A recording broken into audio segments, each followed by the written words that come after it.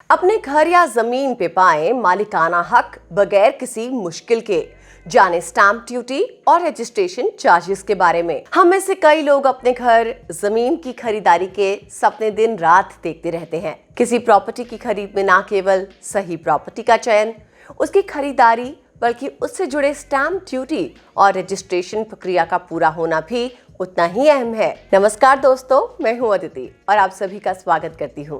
आप देख रहे हैं पगार बुक का यूट्यूब चैनल और आज की इस वीडियो में स्टैंप शुल्क और रजिस्ट्रेशन के बारे में अधिक जानकारी प्राप्त करेंगे। इससे पहले कि हम आगे बढ़े, आप जल्दी से हमारे चैनल को सब्सक्राइब कर लें। हम आपको बता दें कि इस प्रक्रिया पर भी पैसे खर्च होते हैं और कई बार इसकी सही जानकारी ना होने की वजह से हमारी आर्थिक योजना में गड़बड़ी हो जाती है। ये शुल्क अक्सर लागू स्थानीय दरों के आधार पर एक नगरपालिका क्षेत्र से दूसरे में अलग अलग होते हैं। आइए इस पर विस्तार पूर्वक चर्चा करते हैं। स्टैंप ड्यूटी क्या है? रियल एस्टेट की लेन देन पर स्टैंप ड्यूटी चुकानी पड़ती है। ये उस वक्त दी जाती है जब संपत्ति की टोटल अनाउंस्ड कीमत के आधार पर यूज एक शख्स से दूसरे शख्स को ट्रांसफर किया जाता है। भारतीय स्टैंप ड्यूटी कानून 1899 के सेक्शन 3 में इसका प्रावधान है। भारत में अलग अलग शहरों में स्टैंप ड्यूटी 4 से 10% के बीच है। आसान भाषा में ऐसे समझें कि अगर आपके शहर में 4% स्टैंप ड्यूटी लगाई जाती है तो आपको 100 रुपए की संपत्ति पर 4 रुपए देने होंगे। इसकी प्रक्रिया में agreement, sales agreement, power of attorney आदि शामिल होते हैं। स्टैंप ड्यूटी की कैलकुलेशन प्रॉपर्टी के मूल्य पर आधारित होती है। इसको लेकर प्रत्येक भारतीय राज्य के अपने नियम हैं, जिनके आधार पर इसको कैलकुलेट किया जाता है। इसका भुगतान आमतौर पर राज्य सरकार द्वारा निर्धारित सर्कल रेट के आधार पर होता है। स्टैंप ड्यूटी प्रॉपर्टी के प्रकार यानी कि आवासीय या कमर्शियल, साथ ही साथ शहरी और ग्रामीण क्षेत्रों के आधार पर अलग अलग होती है। कुछ राज्यों में वरिष्ठ नागरिकों को छूट भी मिलती है।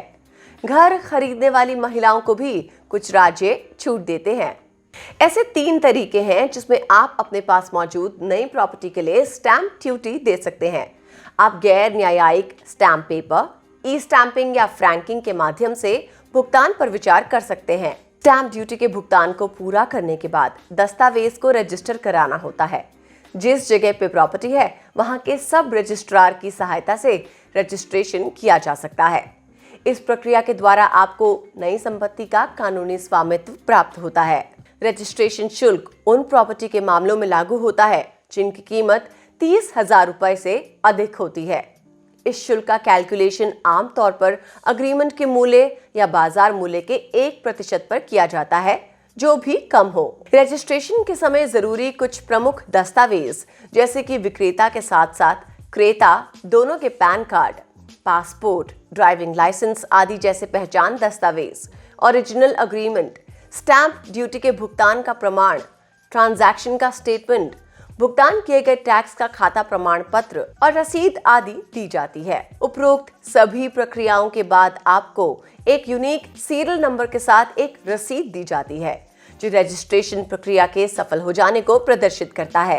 एक प्रॉपर्टी में खरीदार के हिस्से में पर्याप्त निवेश शामिल होता है, इसलिए खरीदारी का निर्णय लेने से पहले खरीद और रजिस्ट्रेशन प्रक्रिया की बारीकियों को जानना बेहद महत्वपूर्ण है। किसी राज्य द्वारा तय किए गए स्लैब के आधार पर स्टैंप ड्यूटी 3 से 10% के बीच हो सकती है।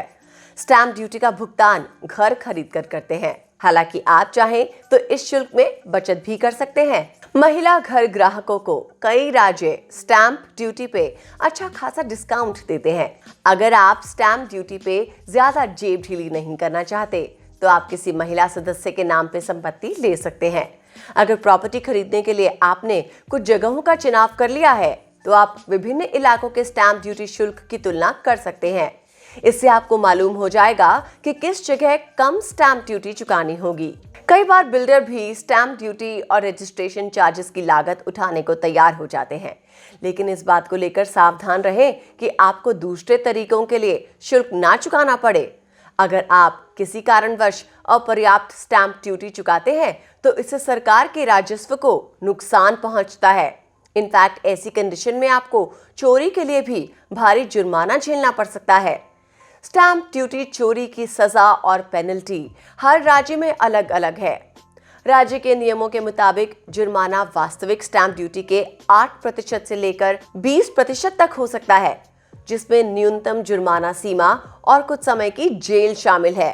एक्सपर्ट्स कहते हैं कि जमीन, मकान, दुकान, प्लॉट आदि की रजिस्ट्री बाजार भाव पर ही करनी चाहिए।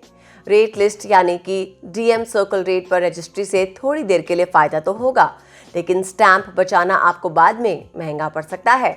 स्टैंप ड्यूटी कम देना स्टैंप चोरी माना जाता है और कम स्टैंप की शिकायत पर आपको तमाम कानूनी झमेले भी झेलने पड़ सकते हैं। बेहतर है आप पूरी प्रक्रिया का पालन ईमानदारी के साथ करें। तो आज की इस वीडियो में बस इतना ही। ऐसी इंपॉर्टेंट इन्फॉर्मेशन के लिए पगार बुक को सब्सक्राइब जरूर कर लें और जल्दी से बेल आइकन भी प्रेस कर दें। नमस्कार दोस्तों।